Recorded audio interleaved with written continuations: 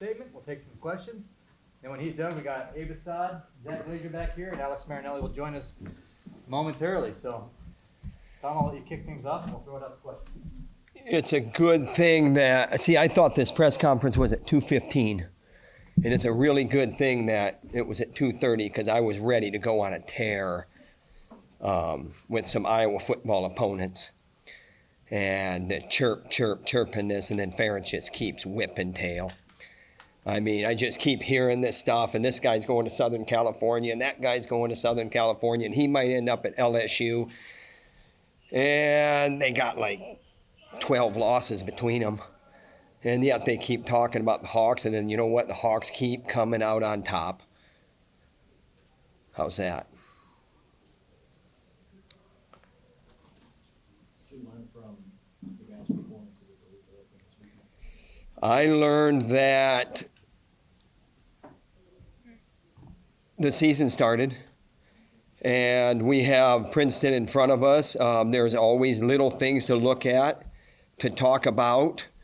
There's always things to get better at, and our guys march to the beat of that drummer very well. We have a great group of guys that they love being around each other. They love the mat.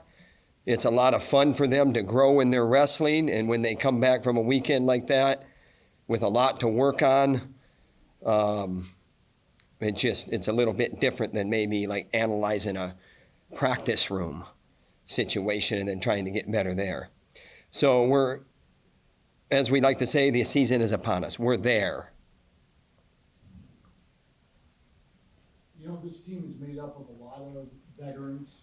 You also have a lot of young talent as well. That's created a lot of depth.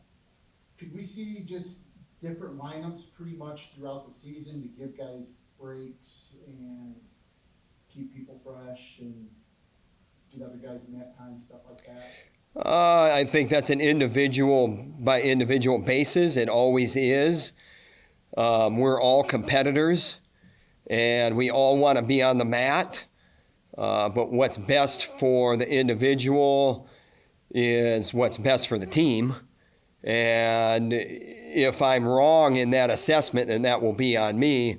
But we will make individual decisions first, and then we will make decisions on what's best for the team. And if you don't know what I mean, then to answer your question more directly, I would say that maybe a guy could go if it was a Big Ten tournament, but there's no need to go when it's November. What do you like from Abe Asad's offseason preparation, and how's he looking? What do I like about Abe Asad? I like that he has scoring ability. I like his potential. I'm kind of waiting to see, and we have a pretty good relationship, me and him. I'm kind of waiting to see him pick it up a little bit. And so, like, I've been talking sign language to him. Like, when I walk by him, I don't use my voice. I just do something. I go like this, and I'll go, what does that mean? And then he tells me what that means. So what that means to me is that we're on the same page, and we just get him going a little bit with his pace. Tremendous potential, and you can talk about that at this level about a lot of different guys at a lot of different places.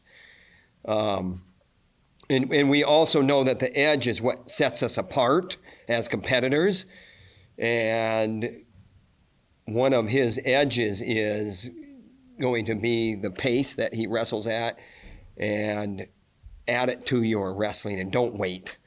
Do not wait.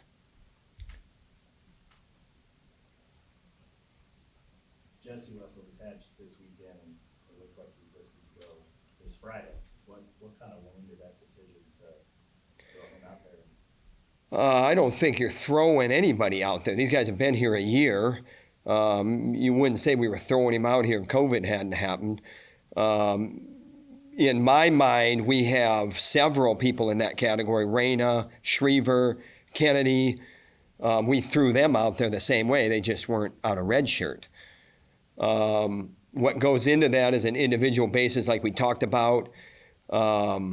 And, you know, we're going to need a 25-pounder down the stretch here and there. And we're not we're not going to sit here and play the don't ask me game. But you're talking about Spencer Lee and what his availability is, and his availability is he will be on the mat when he's on the mat. And we need a 125-pounder in the meantime. And we have a couple different options there, and Ibarra was the one option in Luther.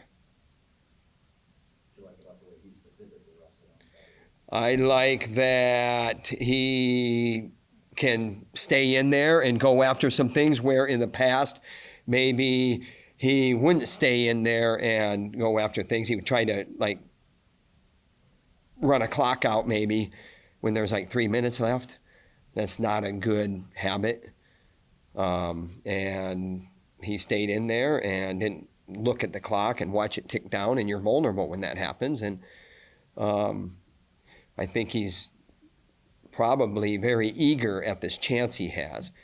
And whether or not you want to say that there's more at stake when you're out of red shirt, and I can debate that and say, hey, why? Why is there more at stake? And there shouldn't be, but some people there is. So there's probably more at stake in his head, putting an Iowa singlet on.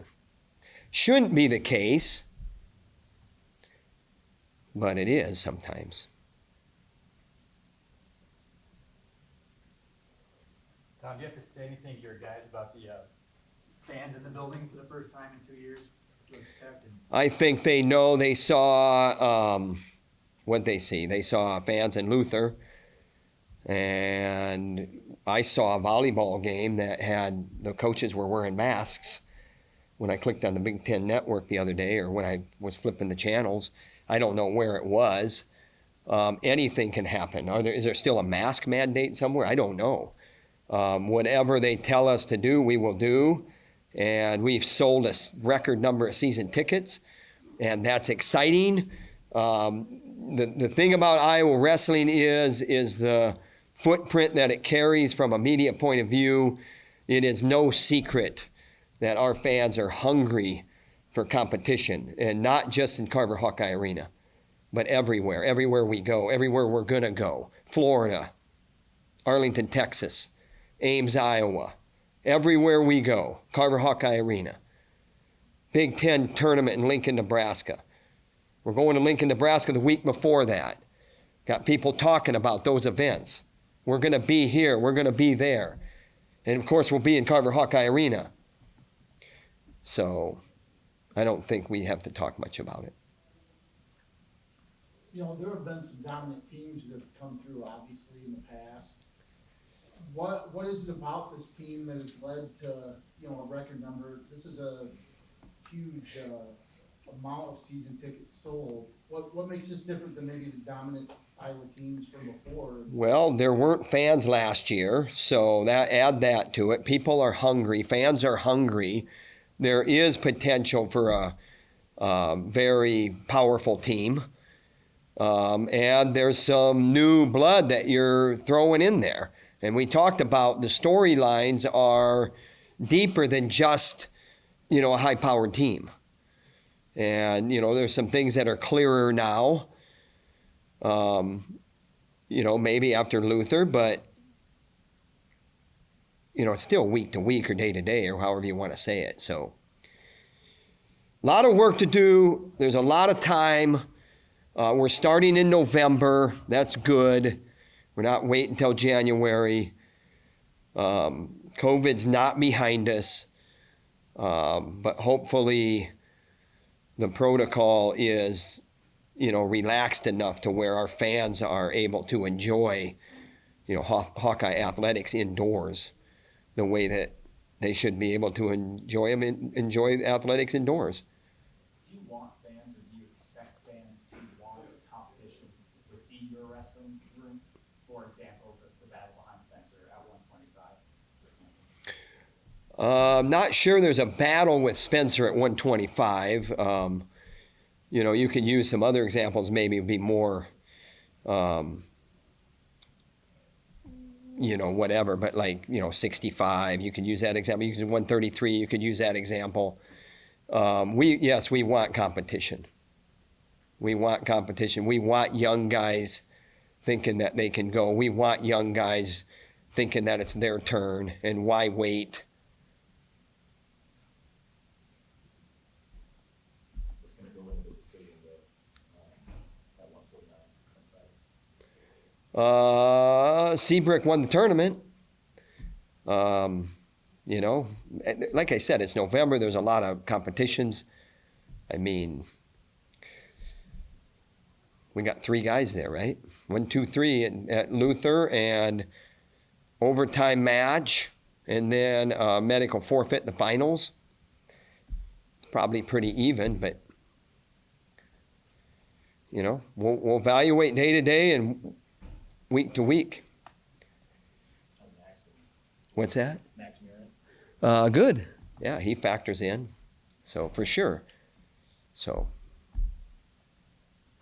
Anything else? Thanks, Tom.